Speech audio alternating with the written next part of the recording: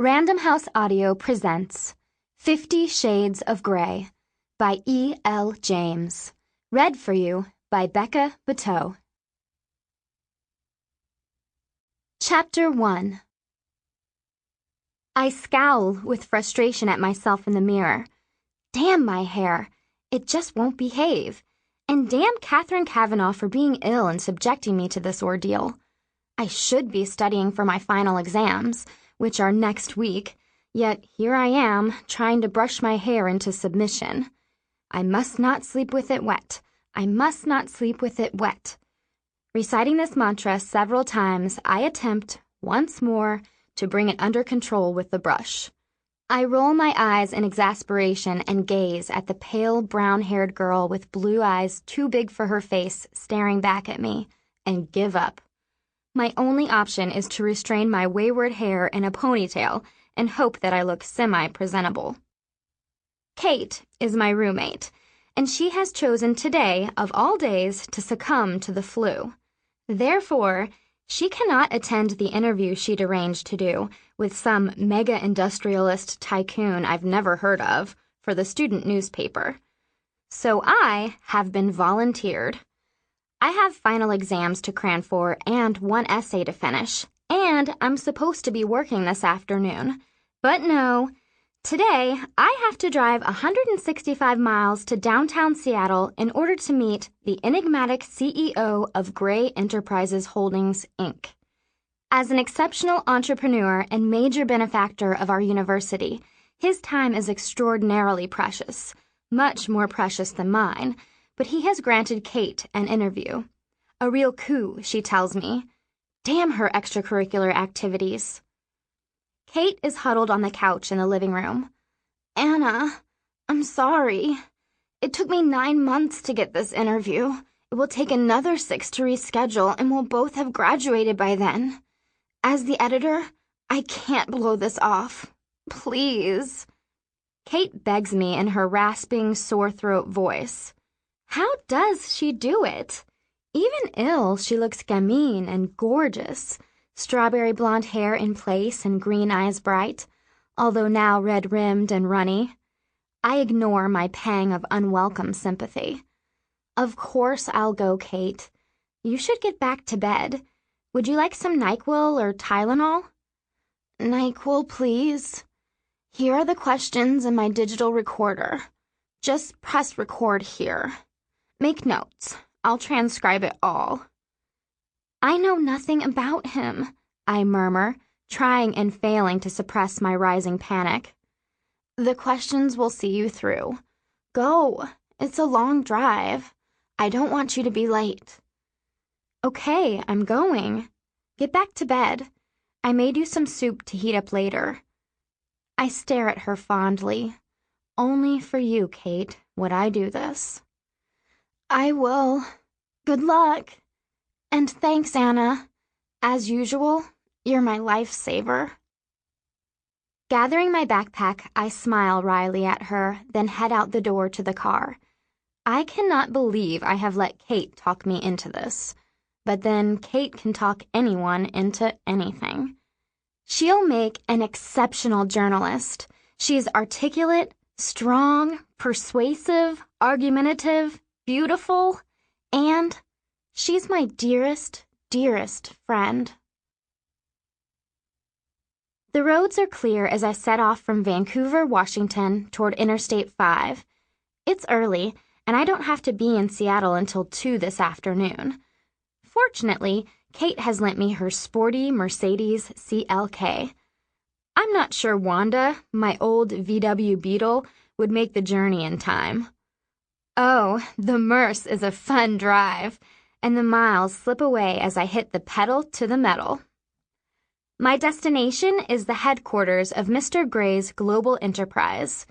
It's a huge 20-story office building, all curved glass and steel, an architect's utilitarian fantasy, with Gray House written discreetly in steel over the glass front doors. It's 1:45 when I arrive, greatly relieved that I'm not late as I walk into the enormous, and frankly intimidating, glass, steel, and white sandstone lobby. Behind the solid sandstone desk, a very attractive, groomed, blonde young woman smiles pleasantly at me. She's wearing the sharpest charcoal suit jacket and white shirt I have ever seen. She looks immaculate. "I'm here to see Mr. Gray.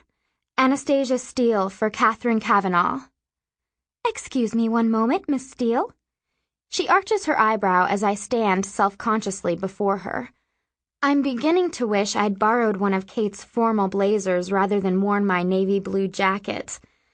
I have made an effort and worn my one and only skirt, my sensible brown knee-length boots, and a blue sweater. For me, this is smart.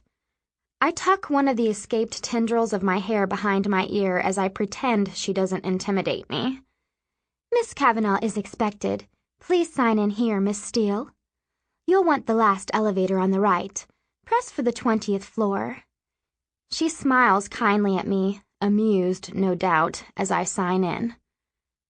She hands me a security pass that has "Visitor" very firmly stamped on the front. I can't help my smirk. Surely it's obvious that I'm just visiting. I don't fit in here at all. Nothing changes. I inwardly sigh. Thanking her, I walk over to the bank of elevators and past the two security men who are both far more smartly dressed than I am in their well-cut black suits. The elevator whisks me at terminal velocity to the 20th floor. The doors slide open and I'm in another large lobby.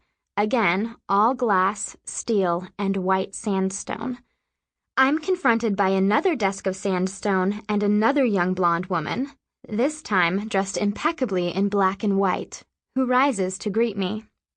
"Miss Steele, could you wait here, please?"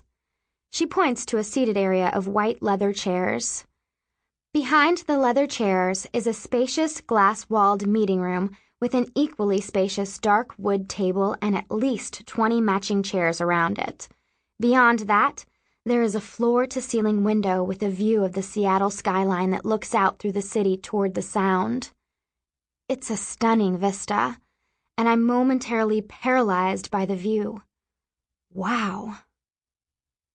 I sit down, fish the questions from my backpack, and go through them, inwardly cursing Kate for not providing me with a brief biography. I know nothing about this man I'm about to interview. He could be 90 or he could be 30. The uncertainty is galling and my nerves resurface, making me fidget. I've never been comfortable with one-on-one interviews, preferring the anonymity of a group discussion where I can sit inconspicuously at the back of the room. To be honest, I prefer my own company, reading a classic British novel, curled up in a chair in the campus library, not sitting twitching nervously in a colossal glass and stone edifice. I roll my eyes at myself. Get a grip, Steele.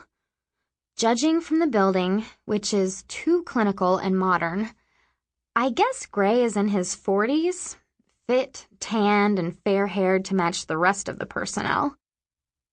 Another elegant, flawlessly dressed blonde comes out of a large door to the right. What is it with all the immaculate blondes? It's like Stepford here. Taking a deep breath, I stand up.